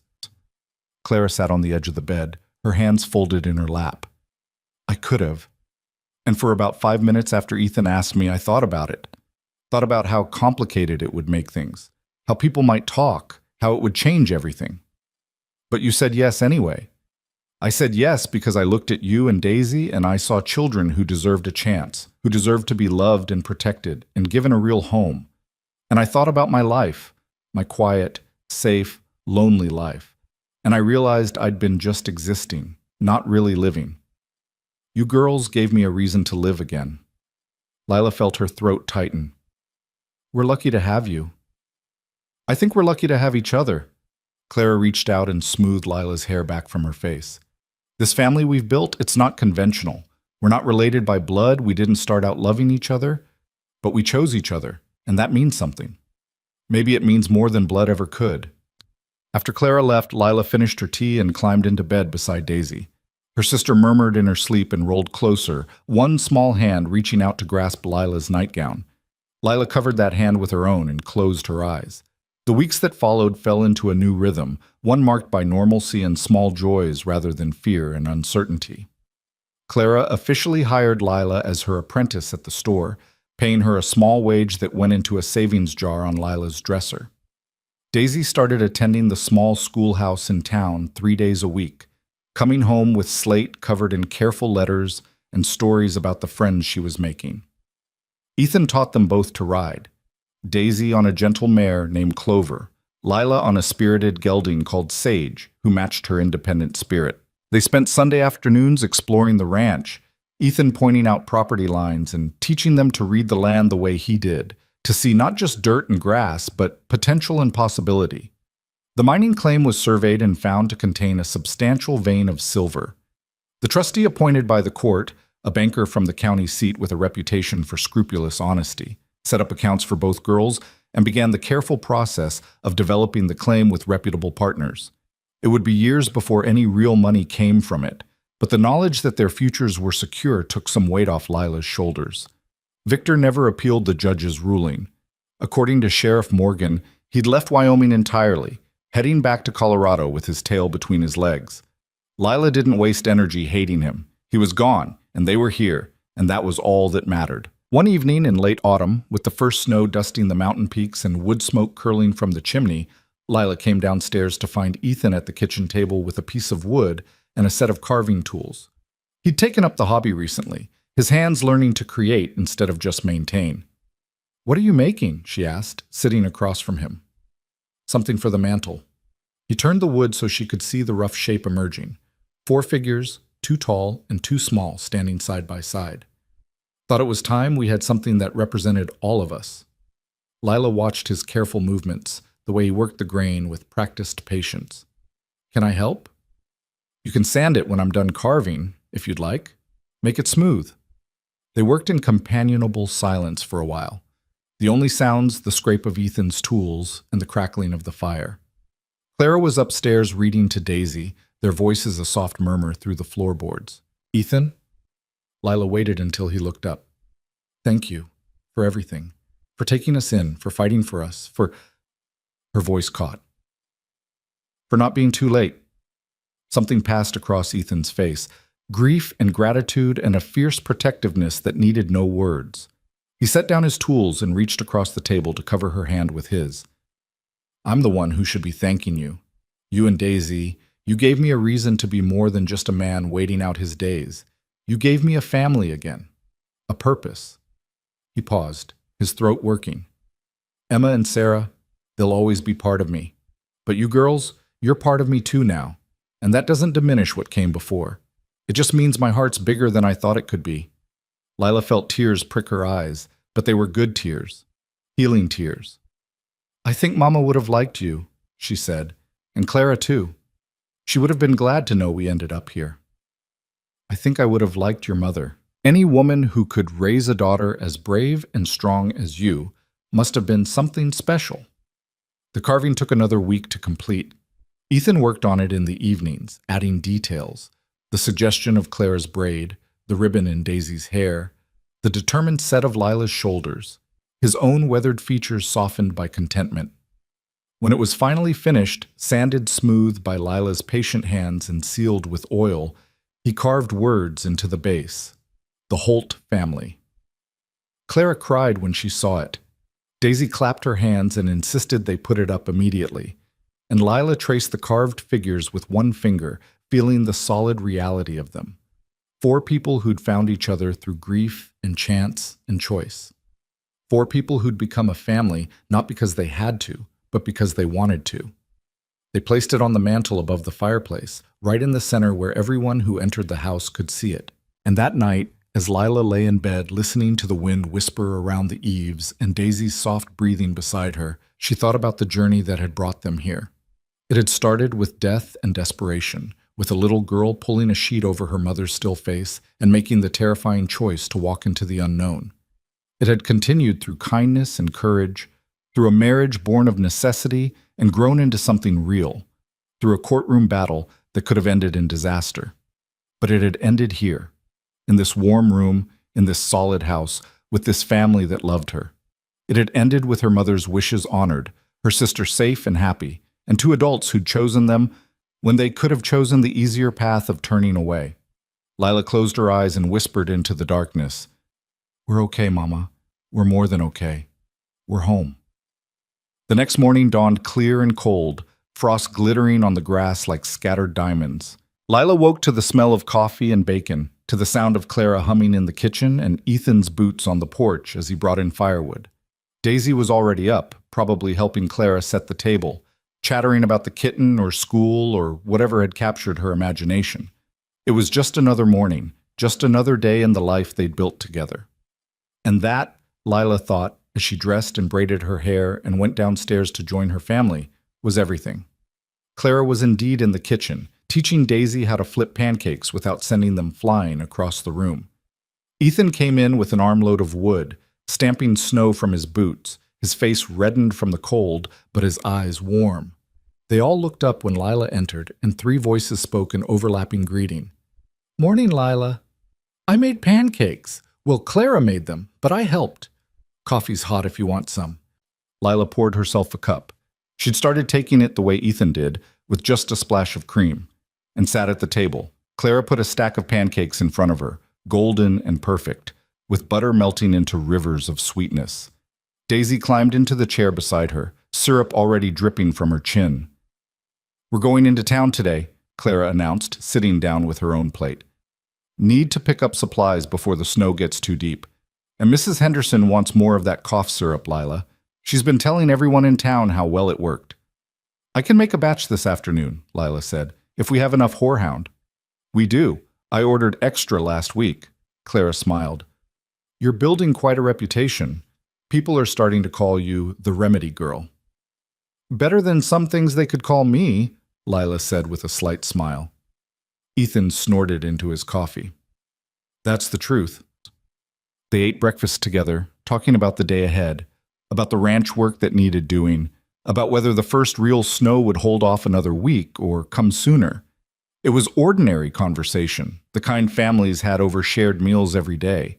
But to Lila, who'd spent so long not knowing if she'd have food or shelter or safety, it felt miraculous. After breakfast, she helped Clara clean up while Ethan went out to check on the livestock and Daisy disappeared upstairs to play with her kitten. Clara washed, Lila dried, working in the synchronized rhythm they'd developed over months of shared chores. "You're quiet this morning," Clara observed. "Everything all right?" "Everything's perfect." Lila set a dried plate on the stack.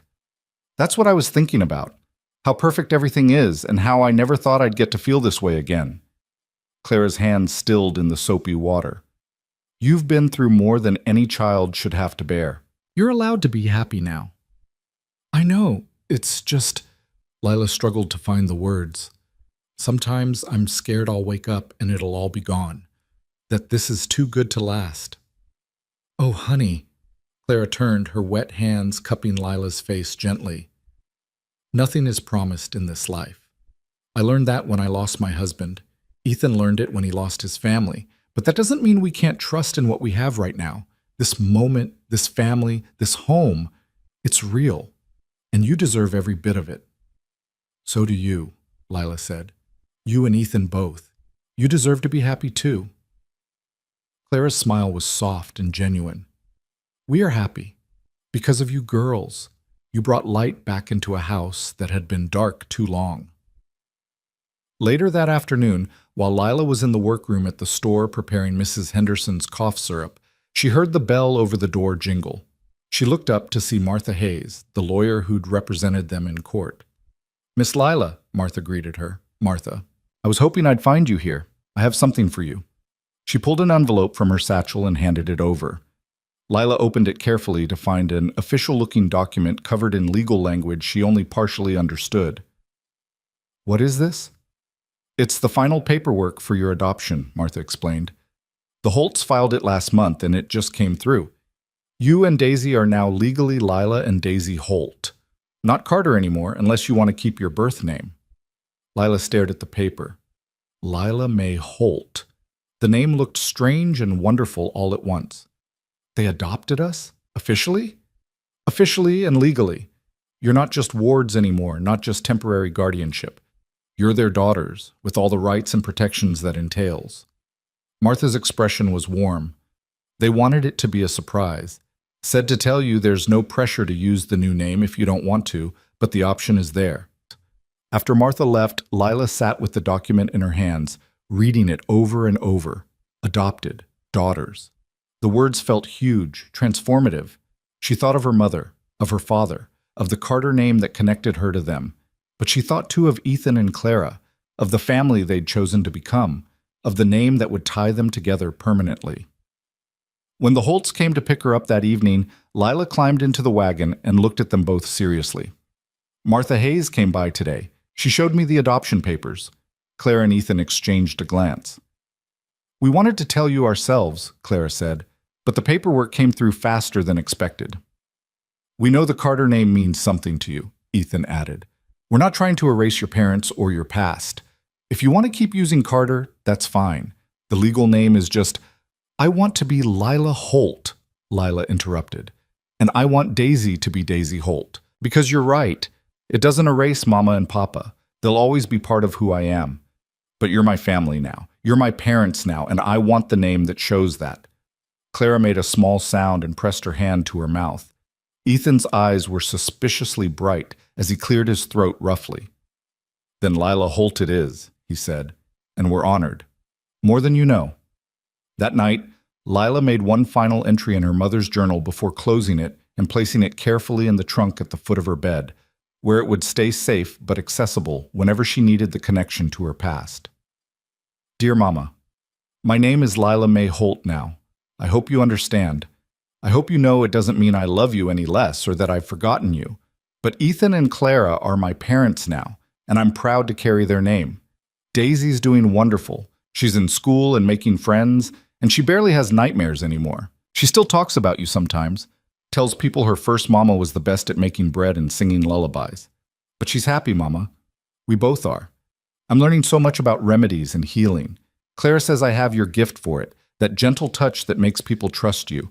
I'm going to keep learning, keep growing, and someday maybe I'll be as good as you were. We're safe now. Really, truly safe. Uncle Victor can't hurt us. The county can't take us away.